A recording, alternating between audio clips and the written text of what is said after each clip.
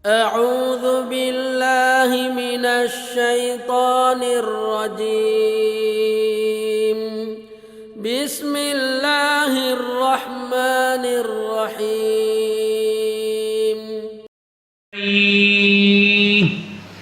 ونعوذ بالله من شرور أنفسنا وسيئات أعمالنا من يهده الله فلا مضل له ومن يضلل فلن تجد له وليا مرشدا. أشهد أن لا إله إلا الله وحده لا شريك له وأشهد أن محمدا عبده ورسوله وإنه لا نبي بعده. اللهم صل وسلم وبارك على نبينا محمد وعلى آله وأصحابه ومن تبعهم بإحسان إلى يوم الدين. أما بعد أيها الحاضرون اتقوا الله حيثما كنتم كما قاله سبحانه وتعالى يا أيها الذين آمنوا اتقوا الله حق تقاته ولا تموتن إلا وأنتم مسلمون. واعلموا رحمكم الله إن أصدق الحديث كتاب الله وخير الحدي حدي محمد صلى الله عليه وسلم وشر الأمور محدثاتها وكل محدثة بدعة وكل بدعة ضلالة وكل ضلالة في النار. فعليكم بجماعة المسلمين وإياكم والفرقة ومن شذ إلى النار. وقال سبحانه وتعالى ومن يهاجر في سبيل الله يجد في الأرض مراغما كثيرا وسعة ومن يخرج من بيته مهاجرا إلى الله ورسوله ثم يدركه الموت فقد وقع أجره على الله وكان الله غفورا رحيما وكان الله غفورا رحيما. وقال صلى الله عليه وسلم فمن كانت هجرته إلى الله ورسوله فهجرته إلى الله ورسوله ومن كانت هجرته لدنيا يصيبها أو امرأة ينكحها فهجرته إلى ما هاجر إليه. وقال أيضا المهاجر من هجر ما نهى الله عنه. Sadaqallahul azim wa sadaqa rasulul karim. Ayuhal hadirun, sesungguhnya segala puji bagi Allah yang telah memasukkan keimanan ke dalam dada kita sehingga dada kita begitu kokoh meyakini ketauhidan Allah Subhanahu wa taala. Sementara mereka sulit untuk mencerna konsep tauhid. Mereka kesulitan untuk bisa memahaminya, bahkan kemudian mereka menyembah tandingan-tandingan Allah Subhanahu wa taala. Maka layak dan seharusnya kita sebagai umat Nabi Muhammad sallallahu alaihi wasallam untuk senantiasa bersyukur kepada Allah Subhanahu wa taala. Jika syukur itu adalah lawan dari kufur dan kufur itu adalah menyembunyikan, menutup sesuatu, maka syukur adalah memperlihatkan ketaatan kita, memperlihatkan potensi-potensi yang Allah berikan kepada kita di jalan Allah Subhanahu wa taala. Ha huwa syukur.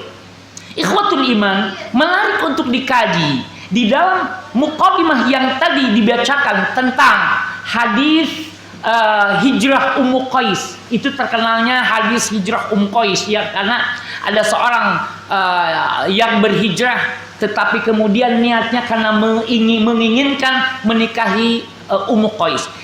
Orang yang hijrah terbagi menjadi dua. Yang pertama hijrahnya kepada Allah, hijrah sebagai ketaatan kepada Allah dan Rasulnya. Yang kedua hijrahnya karena ingin mendapatkan keuntungan duniawi dan ingin menikahi perempuan. Itu satu. Begitu juga orang yang sholat. Yang sholat juga ada yang berhenti dari gerakan-gerakan sholat dan bacaan-bacaan sholat. Dia tidak melanjutkan hijrahnya. Maka kemudian orang yang hanya sampai di situ, hanya sampai sebatas gerakan-gerakan dan bacaan-bacaan sholat, tidak dilanjutkan dengan hijrahnya, bahkan dia merasa bangga, sudah merasa bahwa dirinya menjadi telah soleh, telah bertakwa, maka sesungguhnya Allah telah mengancamnya, fawailul lil musallin. Kalau kita mau merujuk orang yang sholat itu harus dilanjutkan hijrah. Maka oleh sebab itu ulama membagi ibadah menjadi dua. Ada yang disebut dengan ibadah taswiri, atau bahasa kita ini ibadah simbolis. Yang kedua ibadah maknawi atau ibadah hakiki. Ibadah simbolis ini sedang kita lakukan. Ruku, sujud, banyak jamaah, benarkan khutbah, itu simbolis.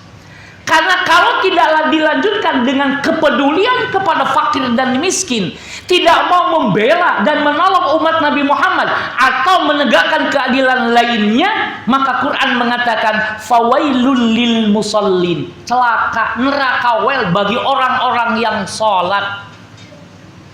Jangan dipahami bahwa sholat di situ adalah olat mereka yang belang-bentong melaksanakannya, belum istiqomah. Ikhwah, di sini Allah menggunakan kata al-musallin, yadullu, menunjukkan bahwa syarat dan ketentuan sebagai orang sholat telah terpenuhi. Dia sudah memenuhi sholatnya sebagaimana hadis, shollu kama ra'aitumuni usolli. Dan orang pun menyebut dirinya ahli sujud, ahli sholat, orang soleh. Tapi kalau dia terhadap yatim tidak peduli, kepada orang miskin dia tidak memperhatikan, dia tidak mau membela, menolong orang-orang yang perlu ditolong. Surat Al-Ma'un menjelaskan itu semua. Orang yang sholat tadi baru sebatas ibadahnya taswiri. Hanya kalau taswiri, maka kemudian dinyatakan dia sebagai pendusta agama. Maka oleh sebab itu ikhwatul iman, maka ibadah-ibadah mahdhah atau ibadah-ibadah yang bersifat ritus itu tidak boleh berhenti dari ibadah seperti itu, tapi harus dilanjutkan dengan maqasid syariahnya, harus dilanjutkan dengan maksud-maksud syariah tersebut. Kalau ahli sholat tetapi dia tidak mampu mencegah minimal kepada dirinya dari perbuatan keji dan mungkar, maka sholatnya masih dipertanyakan. Kenapa? Karena Quran mengatakan innas sholata tanha 'anil fahsya'i wal munkar. Sholat itu mencegah dari perbuatan keji dan mungkar. Sungguh aneh jika ada di kalangan kita, dia ahli ruku, dia ahli sujud, tetapi dia tetap masih melanggar larangan-larangan Allah Subhanahu wa ta'ala. Maka konsep hijrah tadi sudah dibacakan di muqaddimah, kata Nabi, al-muhajiru manahallahu anhu. Definisinya adalah orang yang berhijrah itu adalah mereka yang meninggalkan apa-apa yang dilarang oleh Allah Subhanahu wa ta'ala. Bukan yang disebut muhajir itu orang yang meninggalkan Mekah menuju Yathrib saja. Ya, jadi kalau begitu konsep hijrah secara maknawi harus ada kelanjutannya. Niatnya saja harus karena Allah dalam rangka taat kepada Rasulullah Sallallahu Alaihi Wasallam. Tapi kalau ada goresan niatnya selain Allah, selain taat kepada Rasulullah SAW, maka dia sebagaimana diancam dalam surat Al-Ma'un, fawailul lil musallin, maka yang hijrah pun begitu. Kalau begitu kita bisa teliti lebih lanjut di dalam Quran maupun Sunnah, ternyata ibadah-ibadah mahdhah. Saum juga siam. Saya sebut siam. Siam juga meskipun kita menahan lapar, menahan dahaga, tidak berhubungan suami istri mulai dari terbit fajar hingga terbenam matahari, ternyata tidak diterima Allah ketika lisannya tidak terjaga.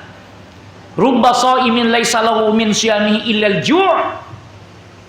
Nah, hal-hal semacam itu, barang siapa yang tidak bisa mengendalikan lisannya dari berkata zur, berkata palsu, dusta, maka Allah tidak butuh kepada puasa orang tersebut. Maka oleh sebab itu dalam kesempatan yang sederhana ini, dalam khutbah yang singkat ini, dapat disimpulkan hendaknya yang dimaksud dengan hijrah berarti bukan berhenti pada satu titik. Meskipun kita sudah bergerak, tetap hijrah itu senantiasa bergerak istimrariyah, bergerak terus menerus menuju kehidupan kita yang lebih baik di sisi Allah Subhanahu wa ta'ala. Semoga kita termasuk orang-orang yang dibimbing, dituntun oleh Allah Subhanahu wa ta'ala untuk senantiasa meningkatkan grafik kita naik terus menuju Allah Subhanahu wa taala, semakin dekat kepada Allah Azza wa Jalla, sehingga kita nanti ketika pulang kepada Allah, Allah dalam keadaan ridha kepada kita dan kita pun puas dengan apa-apa yang Allah berikan kepada kita. Barakallahu li wa lakum.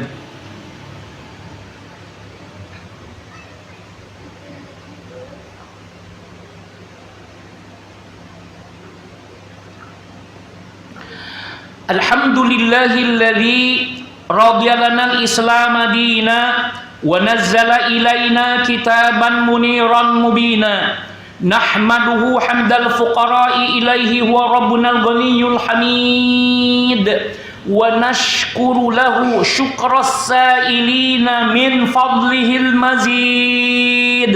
La ilaha illa huwa rabbus samawati wa rabbul azizul arsyil majid al-fa'alu lima yurid wa sallallahu wa malaikatuhu wal mu'minuna ala khatimil anbiya'i wal mursalin Muhammadin nabiyil amin المبعوث رحمة للعالمين وعلى آله الأطهار الطيبين وصحابة الأبرار السابقين أما بعد فيا أيها المسلمون عباد الله أوصيكم ونفسي بتقوى الله فإنها رأس الأمور كلها.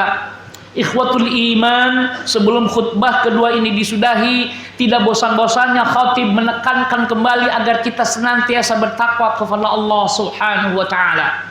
Ajakan takwa kadang dimaknai membosankan, karena semua khatib menyerunya cuma itu. Walakin akan tetapi justru kita harus senantiasa diingatkan dengan takwa itu detik per detik, sebagaimana juga syaitan tidak pernah berhenti mengganggu kita.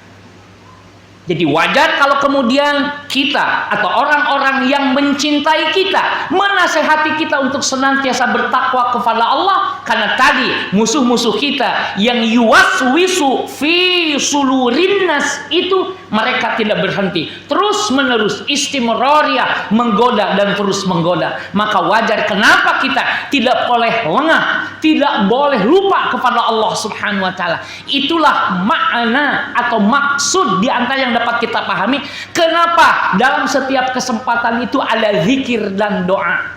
Mau berangkat ada doanya, bismillahirrahmanirrahim, la haula wala quwata illa billah.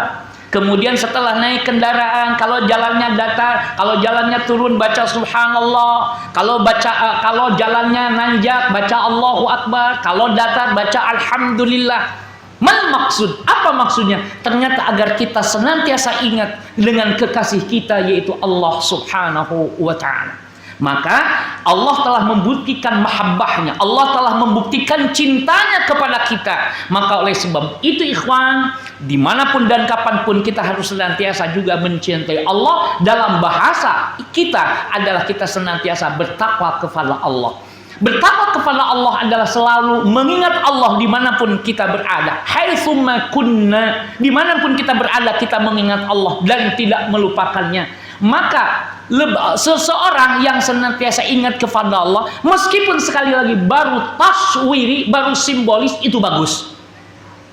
Subhanallah, subhanallah, subhanallah, alhamdulillah, alhamdulillah, alhamdulillah, Allahu akbar, Allah. Kalaupun dia tidak zikirnya, zikir jahar, maka dia bisa melakukannya zikir khafi. Apa itu zikir jahar? Zikir jahar adalah zikir yang terucap, terdengar. Adapun zikir khafi, bahkan malaikat pun tidak tahu. Yang saya maksudkan adalah karena zikirnya khafi. Khafi itu tersembunyi. Ya, misalnya salah satu kata khafi ini dalam hadis Nabi, sesuatu yang aku takutkan dari kalian, yang paling aku takutkan dari kalian adalah syirik khafi.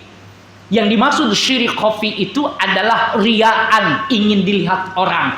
Tidak terlihat, tidak pernah kita mengatakan, oh pokoknya aku ingin dilihat orang. Tapi di hati terbersit ada keinginan untuk dinilai orang lain, untuk dipuji, maka itulah riyaan, ingin dilihat, atau sum'atan, ingin selalu didengar oleh orang lain. Maka oleh sebab itu ikhwan, maka kita harus senantiasa ingat kepada Allah dan tidak melupakannya, senantiasa bersyukur atas nikmat Allah. kepada kita, baik yang dianggap oleh kita besar maupun kecil, banyak maupun sedikit, tapi kita senantiasa bersyukur. Tadi sudah dikatakan syukur itu membelanjakan potensi-potensi yang Allah berikan kepada kita di jalan Allah Subhanahu wa taala dan tidak mengkufurinya. Perlu saya kemukakan ikhwan, kufur atau kafir di kalangan orang awam saling menuduh kafir itu membahayakan. Tapi di kalangan ahli ilmu kata kafir maka kita bisa memaknainya ringan. Kenapa? Karena kalau dalam pandangan kita orang awam, kafir itu adalah orang yang tidak menerima Islam atau orang yang murtad, kafir, asbahta anta kafir. Itu kalau orang awam. Tapi kalau orang berilmu, kafir itu tidak harus maknanya begitu. Kufur nikmat pun kafir. Jadi kalau orang berilmu mengatakan anta kafir, maka bisa saja yang dimaksud adalah kufur nikmat. Ini yang perlu saya sisipkan. Berikutnya ikhwatul iman, hendaknya kita senantiasa menjalankan perintah Allah Subhanahu wa taala dan menjauhi segala larangannya. Itulah takwa. Dan mudah-mudahan kita senantiasa dapat mengikuti jejak Nabi Muhammad SAW, risalah yang disyariatkannya kepada kita sebagai bukti cinta Allah, sebagai bukti rahmatan. Rahmatan itu mahabbah. Rahmatan itu adalah upaya memberdayakan pihak yang tak berdaya. Manusia ini makhluk tak berdaya, maka oleh Allah diberdayakan. Maka kita diajari oleh Nabi agar kita mengatakan la haula wala quwwata illa billah. Sesungguhnya kita ini tidak punya daya, tidak punya upaya kecuali atas bantuan dan daya dari Allah Subhanahu wa taala. Maka oleh sebab itu kita pun ditunjuki Islam oleh Allah Subhanahu wa taala. Kita pun diberi kekuatan untuk bisa hadir salat berjamaah, untuk melakukan salat Jumat ini, maka semuanya menjadi satu kewajiban bagi kita untuk terus mensyukurinya. Semoga kita termasuk orang-orang yang senantiasa diberikan sifat dan sikap istiqamah di atas berjalan di atas jalan yang menyampaikan kita kepada ridho Allah Subhanahu wa taala. Allahumma salli ala Muhammadin wa ala ali Muhammadin kama sallaita ala Ibrahim wa ala ali Ibrahim wa barik ala Muhammadin wa ala ali Muhammadin kama barakta ala Ibrahim wa ala ali Ibrahim innaka Hamidum Majid.